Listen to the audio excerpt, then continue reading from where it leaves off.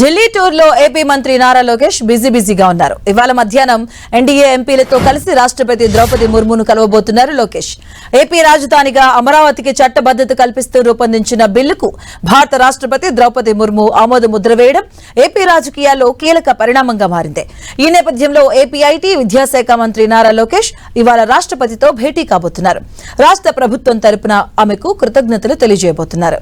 ఇక ఈ భేటీ కేవలం కృతజ్ఞతలకు మాత్రమే పరిమితం కాకుండా అమరావతి రాజధాని నిర్మాణంలో ఉన్న చారిత్రక ప్రాధాన్యతను కూడా వివరించే వేదికగా మారనుంది. రాజధాని పనుల పురోగతి, భవిష్యత్ ప్రణాళికలు, అమరావతి సాంస్కృతిక విశిష్టతను వివరిస్తూ రూపొందించిన ఒక ప్రత్యేక పుస్తకాన్ని లోకేష్ రాష్ట్రపతికి అందజేయనున్నారు. గత 5 ఏళ్లుగా ఎదుర్కొన్న న్యాయపరమైన చిక్కులు తొలగిపోయి కేంద్రం నుంచి సంపూర్ణ మద్దతు లభిస్తున్న తరుణంలో ఈ భేటీకి అత్యంత ప్రాధాన్యత ఉంది.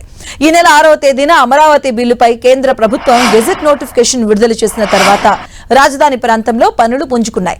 చట్టబద్దమైన గుర్తింపు రావడంతో ప్రపంచ బ్యాంక్, ఇతర ఆర్థిక సంస్థల నుంచి నిధుల సేకరణకు మార్గం సుగమమైంది.